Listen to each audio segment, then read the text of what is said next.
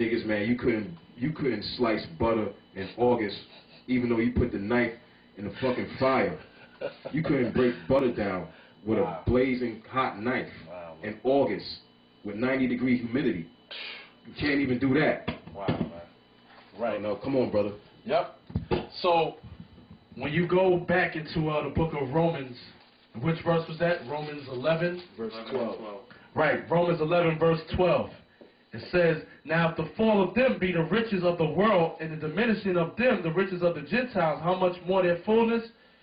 The word in the Greek for world is this term you see on the screen right now. Cosmos. That is the word that appears in the Greek. Cosmos. Okay? Cosmos. Now, is cosmos talking about everything in the planet Earth? It's not. Now, this is the Blue Letter Bible. This is a good study tool with the strong concordance in the Greek lexicon and the Hebrew. It's good, but you got to know where they go off to. Certain things is on point, and certain things they go off on. For example, with the definition of cosmos, it's over 8 definitions they have here for the word cosmos. The first one is an apt and harmonious arrangement or constitution, order, government. It says ornament, decoration, adornment. Example, the arrangement of the stars, the heavenly host, as the ornament of the heavens. Then the third definition is the world, the universe. The fourth definition is the circle of the earth, Let me just say this. the earth. And the word cosmos ain't talking about the whole world. Right. It's talking about an organization. Right. So what they're doing here, because if you got a red Bible, right, you look at the back, it'll tell you that too. That's right. So what this devil is trying to do here is throw out some confusion. That's what it is. And give you like 30 different definitions. Right. But we're going to get to the truth through the Spirit. Go ahead. Right. Right. The fifth definition is the inhabitants of the earth, men, the human family. The sixth definition is the ungodly multitude, the whole mass of men alienated from God and therefore hostile to the cause of Christ. World affairs, the aggregate of things earthly, the whole circle of earthly goods, endowments, riches, advantages, pleasures, etc., which although allow and frail, all this madness that they're talking about because they're trying to swindle around the point that the word cosmos is dealing with a particular part, which is going to tell you right here. It says any aggregate or general collection of particulars of any sort, and it's going to give you examples, okay?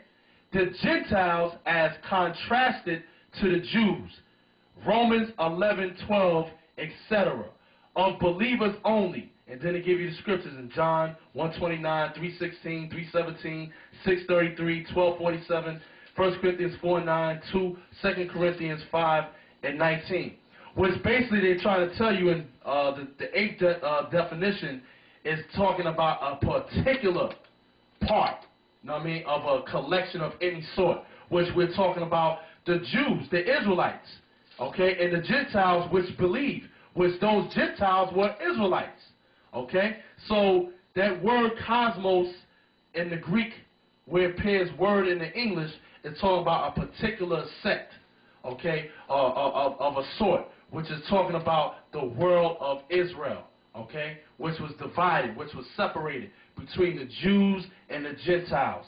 The Jews and the Gentiles were Israelites, okay? The Gentiles were Israelites that were scattered among the heathen, that were following the customs of the other nations.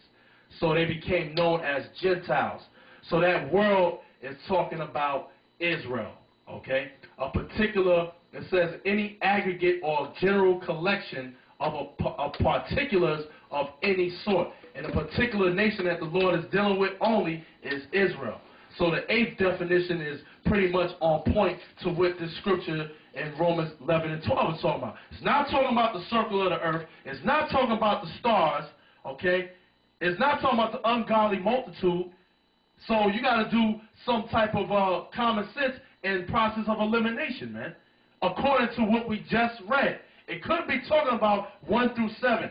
It must be talking about 8 and the examples that it gave in the eighth definition for the word cosmos in the Greek, okay, which is talking about a particular society of people, Israel.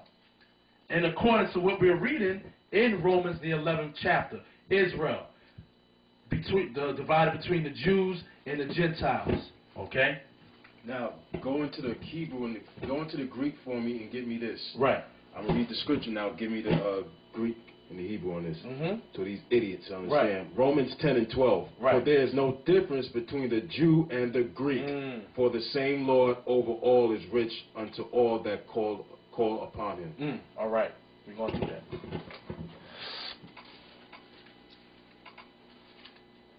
We're also going to go into Mark 7, verse. We're going to go into that woman, which was a Greek. We're going to read in the Hebrew. Because they don't say Yab in there. 10 and 12. Yep.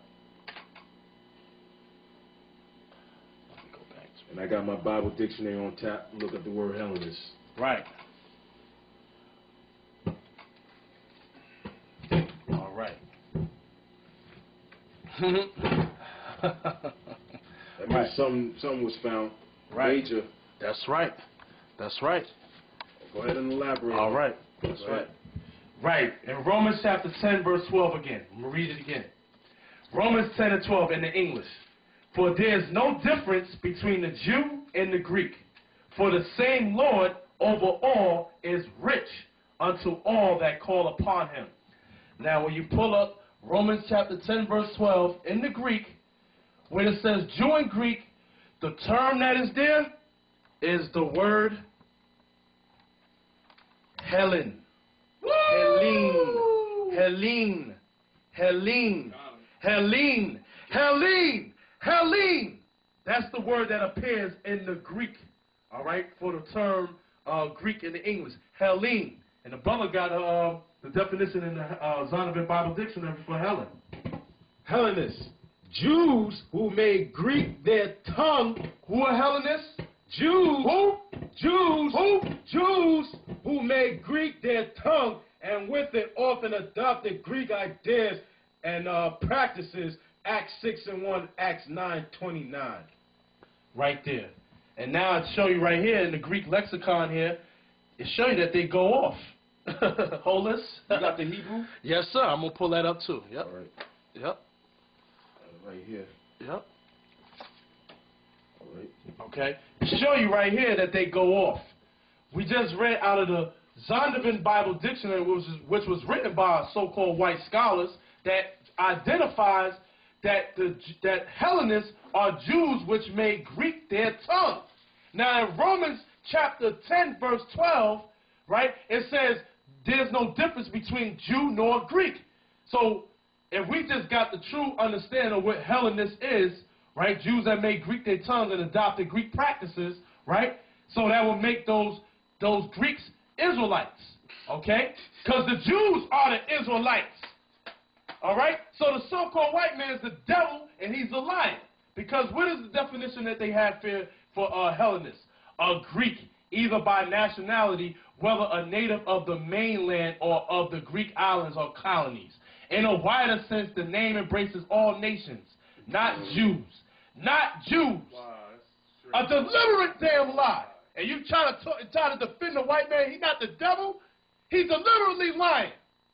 Not Jews that made the language, customs, and learning of the Greeks their own. The primary reference is to a difference of religion and worship. A damn lie. And if I may, bro, I have another Bible dictionary here. All right?